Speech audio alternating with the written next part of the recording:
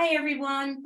This is a little video we wanted to put out to help you walk through how to fill out the application for the practical nursing application. So my name is Allison Baker. I am the department chair for nursing, and I'm going to turn it over to Andrew Miller, who is one of our fabulous student success advisors. Thank you. All right, thanks, Allison. So I'm going to go ahead and share my screen. So my name's Andrew Miller. I'm a student success advisor here at CWI, and I advise for our two nursing programs. But today we're going to specifically talk about our practical nursing program. And the purpose of this video is to show you where you can find the application and how to fill it out. So that way, if you have any questions about filling it out, you can use this video as a resource. So I've shared my screen, and we are on the CWI website, cwi.edu, and we're going to show you first how to get to the application itself, and then we'll talk about filling it out. So there's a couple ways you can get to the list of programs and degrees that we offer at CWI. I usually just click this one up here at the top, this link. You can also click programs and degrees here. It takes you to the same place. And that'll bring you to a list of all of the programs and degrees we offer at the College of Western Idaho. And we are interested specifically in our nursing program. So we're going to scroll down to nursing. And today we're talking about the practical nursing. So we'll click on that. And this website's got a lot of really good information. So I would encourage you to watch this video to get some student testimonials and some faculty testimonials. Also, you'll get to see a little bit of our facilities when you watch that video, but we're going to skip that for today, and we're going to focus mostly on the application. At the time of this video, this is when our application is open, September 1st through October 28th, but please keep in mind that if you're watching this video in the future, like in 2023 and beyond, that those dates might be a little bit different. So on the overview tab here, we've got a bunch of different tabs. On the overview one, that's where you'll find our application. So if we scroll down here to this application process and requirements section, you can see the link to the application itself. So we're going to click on that. And that brings you to the PDF that we use for our application. So I'm going to make it a little bigger so we can see it easier here. So this first page just has some general information. It tells you when you can apply for the program. So we have students apply in the fall, and then in the spring, we have 24 students that start the program. If you're not admitted, you must apply the next year, and you can only apply for this program once a year. So this first part is just your general information. That's pretty straightforward. We're not going to go over that. It's important to note that no applications will be accepted after the deadline. So make sure you apply during the application window, and that we will notify you of whether or not you got into the program via your CWI email. Usually sometime in November is when you're notified. So make sure to keep an eye out for that. The step one here just says you need to be admitted as a degree-seeking student. So you do have to be an admitted degree-seeking student at the College of Western Idaho, and there is a process for that, and there's a link directly to that. If you have a bachelor's degree, we do require that you fill out a bachelor's degree transfer credit request form. That is to have your credits transferred in with your bachelor's degree. I highly recommend that you work with your student success advisor on that process. Just because that form can be a little bit confusing if you've never filled it out before, and that's where your advisor can definitely help you. The view your progress is basically a way to verify that your coursework is showing up. So that way, when we review your nursing application, all of your coursework shows up, and we can verify that you have everything that you say you have. And then the last thing here is the Kaplan. The Kaplan is a standardized exam that you'll take before you apply. And we'll talk a little bit more about that a little later in the application. But that's important to know that that's also a requirement for the application. Step two just lists all the required things for this application. So all of your materials, you need the application itself. So this form, current competency, we'll talk about that here in just a second. And then a copy of your Kaplan score. All right, and then now we're going to get into the point system. So step 3 is our first step that has points associated with it. And what this step is what we do is we look at your classes that are listed here. So your general education math. You can get to, if you go to our catalog, you can see a list of Gem 3 math courses. So there's not one specific math class you have to take for this program. You actually have some options, but it does have to be part of that Gem 3 list that's listed in the catalog. Then medical terminology. And then for biology, you've got a couple options. You can do 127 with the lab, or you can do the 227 and 228 courses with the lab. The 127 does not have a prerequisite, so that is definitely the quicker option if you're wanting to apply quicker. Or maybe you've already taken human anatomy and physiology 1 and 2 previously, then this would be an option. So that way you wouldn't have to go and take the lower level biology course. But just know that if you haven't taken any classes, the 127 is going to be the quickest route to applying to this program. But if you are considering maybe doing a RN down the road, the 227 and 228 might be something you consider, because that is a requirement for our registered nursing program. So this section is all about calculating your GPA and multiplying your GPA by 2. So let's look at the math here. If we look at Gem 3 math, let's say you take a 3-credit math class, you're going to take that credit and you're going to multiply it by the grade value. So our grade values here, we have A is worth 4, B is worth 3, C is worth 2. So if you have a 3-credit math class and you got an A in that course, you take 3, you multiply that by 4, and right here on this cell right here on this column for grade points, you would write 12. So you would have 12 grade points for math if you got an A in a 3-credit math class. And then medical terminology, let's say you've got a B in that, you would take 3 and multiply it by 3, and that would get you 9 grade points. And you do that for all of your grades in these courses. Now, keep in mind, once again, the biology, you don't have to do all 6 of these biology classes. It's either these top 2 or these bottom 4. You don't need all of them. But once you calculate your grade points, you're going to give yourself a total for grade points. And then you add up all of your credits and you give yourself a total of credits.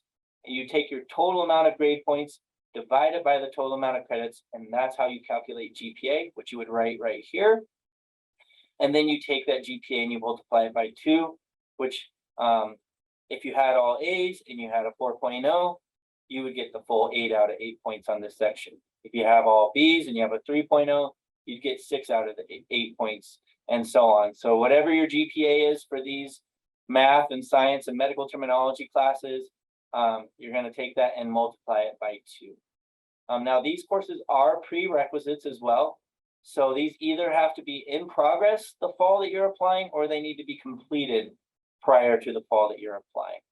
If your courses are in progress, go ahead and just use your current grades in the class, because our deadline is usually before the fall semester is over.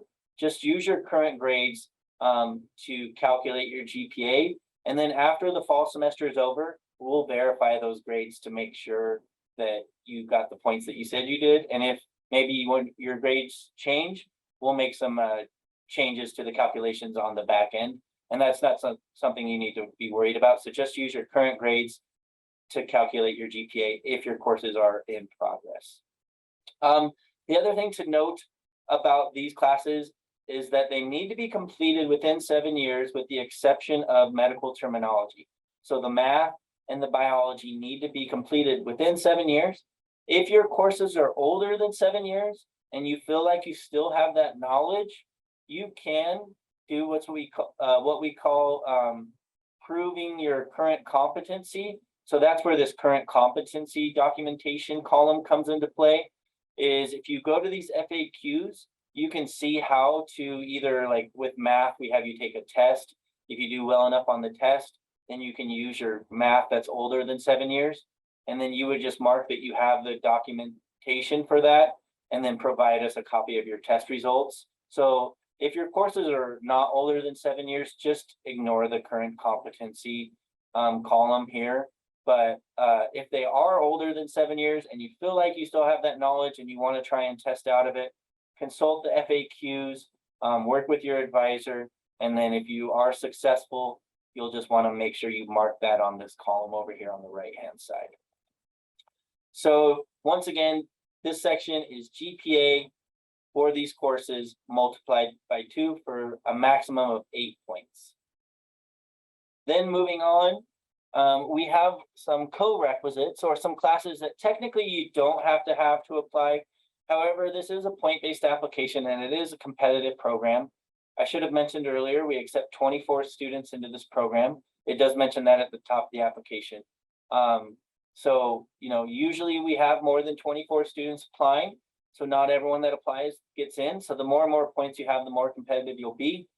In addition, if these are degree requirements that you're looking at here, English 101 and Psychology 101. So it does help support your success in the nursing program if you get these done prior to entering the program, because that way you don't have to take them while you're taking your nursing classes. You can just focus on your nursing classes.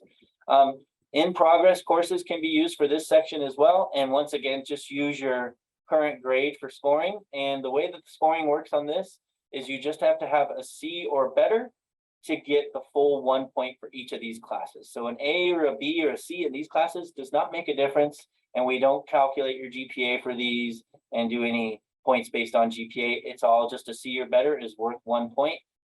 So if you have both of these either completed or if they're in progress and you have a C or better, you should give yourself the full points for this section, which is 2 points. And then moving on is the Kaplan Nursing Admissions Exam. This is a standardized exam that tests you on math, science, writing, and reading. Scores are good for 5 years, and you will receive 10% of your score on the exam. So if you get, the example they give here is a 75.3, you'd get 7.53 out of the 10 points possible on this section. We do not have a minimum score on this application for this exam. So, even if you're below a 75 or whatever, if you're, you can still use any score to apply. Just give yourself 10% of your score out of the 10 points possible. You can also use your highest score as long as it's within 5 years. So if I take this exam and I do really well and then I retake it and for some reason my score goes down, as long as that first attempt was within 5 years, I can still use my highest score and I don't necessarily have to use my most recent score. This final bolded statement here or sentence here at the end is really important. You're only allowed 2 attempts between the beginning of January and the end of November. So I highly recommend that you take this 2 times every year, but just please keep in mind that the test is not available in December. As you can see, 10 points is a lot of points for one section. So the Kaplan is a really big part of this application, and doing well on the Kaplan is critical to getting into this program. And then step 6 is healthcare licenses and certifications. We do give points for healthcare licenses and certifications, but they do have to be on this list, and you do have to provide proof. Expired or lapsed certifications will not be accepted. Maximum points for this section is 2 points, and you can combine your CNA and EMT if you have both of those to get the full 2 points on this section. And that's really it for the application. So once you have all of your points scored for each of those steps, so steps 3 through 6, you're going to write those down here on step 7, then you add them all up and you give yourself a total score, and then you just need to sign and date and then submit your application in a sealed envelope to our one-stop by the deadline, which does change from year to year. So please keep in mind that these dates that you see right here aren't going to be the same for every year. And then the last thing I do want to mention, or a couple things I want to mention, is make sure you turn in your advisor, or make sure you meet with your advisor to before you turn in this application. If you go to the one-stop and you turn in the application, the one-stop will not review it with you and make sure you have everything in your application. They're only allowed to just accept the application, send it in, scan it in, and send it to the nursing department. But if you meet with your advisor, we will go over it with you and we will make sure you're not missing anything. So maybe you forgot to give us a copy of one of your healthcare licenses. Well, if you go to the one stop and you turn it in, you're not allowed to add to your application after you submit it. So I highly recommend that you have an advisor review it with you before you submit it. The other thing that's important is this program does have a mandatory overview session, and this is before you find out if you get into the program. So for example, this year in 2022, it's on Friday, November 4th, and we have 2 different times available on Zoom for this session. There's a 10 a.m. one, and then there's a 4 p.m. one. These are mandatory, and once again, you do have to attend these before you find out if you get in. And if you miss these, then we won't review your application.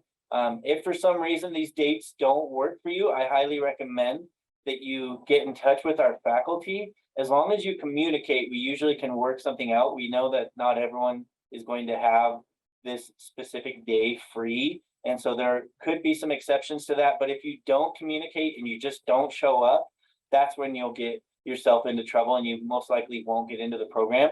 So number one thing about this is just communicate if the date for the mandatory session does not work for you. And you can find the faculty contact information on that nursing website. So if we go back to the nursing website and we go back up to these tabs, we have our faculty information, and the person you would probably want to contact would be Professor Weddington if that date doesn't work for you.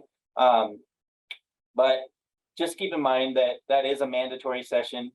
So make sure you're communicating if you can't make it to that. So that's really everything that we wanted to discuss with the application. We just wanted to make sure that you're aware of how to fill it out. You're always welcome to attend one of our healthcare information sessions as well. Those are live and not pre-recorded like this, where you'll actually be able to interact with myself and ask any questions. You're also welcome to reach out to me. My name is Andrew Miller, and my email is andrewmiller@cwi.edu. And we are looking forward to reviewing your application, and we hope you get admitted into the program. Thank you. Thanks so much. Good luck.